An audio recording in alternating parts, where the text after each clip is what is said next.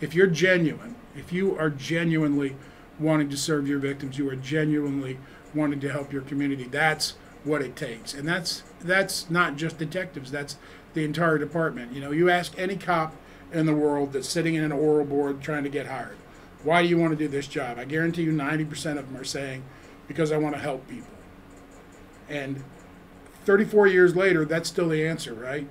To me, you've got to truly want to make your community's lives better and be invested in that. And if you're not genuine, that comes up. I don't care how good of an actor you are. When it comes time to work that extra 4 hours without any sleep, when it comes time to talk to a grieving mother at 2 in the morning, when it comes time to come in on your days off and leave your family on holidays to work these cases, that's where it's going to show whether or not you're genuine. So the question that I had for you, Everett, is when we talk about community policing, and this is something I know we've talked about in the past a little bit, you know, I happen to believe that if we're not careful, it can be seen as something that we have a unit for. You know, and there's nothing wrong with having a community policing unit, but it can sometimes give the impression unintentionally that we've got 10 folks and their job is to be nice to people and to be the teddy bear squad. And so I just thought it'd be interesting to talk to somebody who's worked as many homicide investigations as you have, to kind of think about community policing, bedside manner, whatever you want to call it, you know, sort of, you know, making sure that we're reaching out to the community. I thought it'd be interesting to get your take on, as a homicide detective, as experienced as you are, how has community policing played a role in you during your job? When I first started out, you know, and it's typical of young detectives, it was, in my head, it was all about me having to get the suspect, me and the bad guy, right? So I have to get them. And as time developed, I realized that that the victim of a homicide is not the only victim. The victims that are also there is everybody who ever cared about that victim, and the community that feels unsafe because of homicides. I mean, you see it all the time what the homicide rate is. Oh my gosh, homicides are out of control, and it makes communities feel uneasy. So as far as community policing, what I found is a big advantage for us in homicide is community education, because mostly what people know about homicides is what they see on TV. And that has very little to do with reality. So sometimes communities are frustrated. Sometimes communities are like, well, on TV they solve it in 30 minutes. They get DNA 20 seconds later, you know. And a big part of community policing is going out there and talking to the groups and educating the groups, the victim support groups, the community organized groups that are working towards the community, going out and educating them on what we can do, what's real and what's not. But it comes down to everything that at the base of community policing is trust, right? So you have to go out there, you have to show the community that you're working and help them understand what you're doing so they can trust what you're doing. If they don't trust you, you're not going to have that relationship. And that's what community policing is all about, the community and us, right? Working together to solve the problem. So the thing about homicide is, for community policing, a good police department addresses the concerns of the community, whatever they are, whatever is important to that community, that's where the focus of the department will be. Well, I don't care if you're in a town with a population of 1,000 people or a town with a population of 2 million people, everybody's concerned about homicide. That's always a concern, that if they feel unsafe. So along with the education about what we do, we have to educate the community on the realities of you know, what danger is out there and how they can take their part to assist us. So just like with any other branch, any other aspect of community policing, it's that partnership. For a partnership, you got to have transparency, you got to have education, you got to have trust. Do you have any thoughts on, you know, the importance of making sure, hey, we're doing our job, and you don't want to come off defensive when you say this, but to say, you know, look, we're not just working 9 to 5 on our homicide. You know, we've got our detectives working around the clock. Do you have any thoughts on sort of the communication messaging to sort of let people know, not you know, hot potato and throw it at them, but to let folks know, hey, we're genuinely, in good faith, doing everything that we can. and this is where we need your help. I just don't know if you have any thoughts on how to communicate that. So a lot of the times when a case isn't being solved, and what we'll hear is the outcry from the community, the police don't care, the police don't, they don't care about this victim, or they don't care about this case, or they don't care about homicides.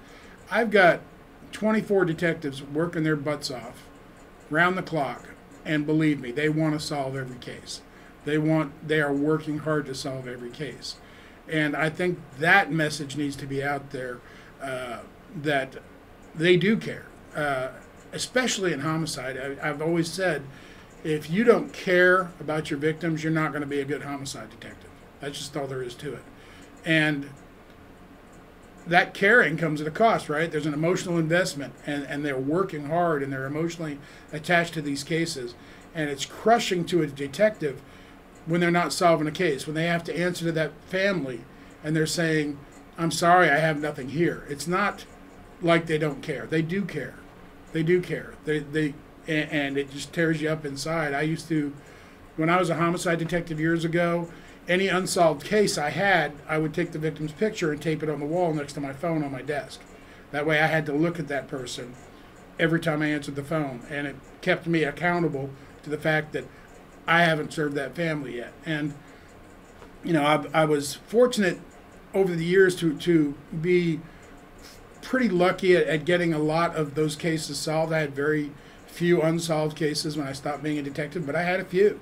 And to this day, I'm still carrying them. Even though I'm a captain, I still, just last week, did an interview on a case that was from 1998, because even though we charged a suspect in it, there was 2 victims, and one of the victims' bodies was never recovered. I still call that family every year on the day of the murder. I keep in touch with them throughout the year, and I'm still working on that case as much as I can, because if you're a true detective, you have that servant heart, that servant mentality to your community, you're going to get attached to these things, and they're going to be with you forever. Could you speak a little bit to something I know that is a really important part of how you do what you do, which is something that you mentioned earlier, which is focusing on not just the victim, but on the family, on the parents, on the people in their lives. Can you speak a bit to how you've trained on that, how you've mentored other detectives, and not falling into that, cynical, when you're in the game, this is what happens type of mentality, which it would seem to me, just as an outsider, would be something that's tempting that we need to be vigilant to push away. So, as I was saying earlier, when I started out, brand new detective, it's all cops and robbers in your head. It's me and the bad guy. I got to get the bad guy because that's my job, and they did this terrible thing, and it's about me. It's about the bad guy. And then, as I grew as a detective, and I can almost pretty much focus it in on one event. So I was at a homicide scene. I knew it was going to be my case. They had assigned it to me. And I knew the person who had gotten killed. He was a local gang member. He had been involved in a lot of crime. He was actually the suspect of a homicide investigation I'd worked previously. Not a nice guy, right?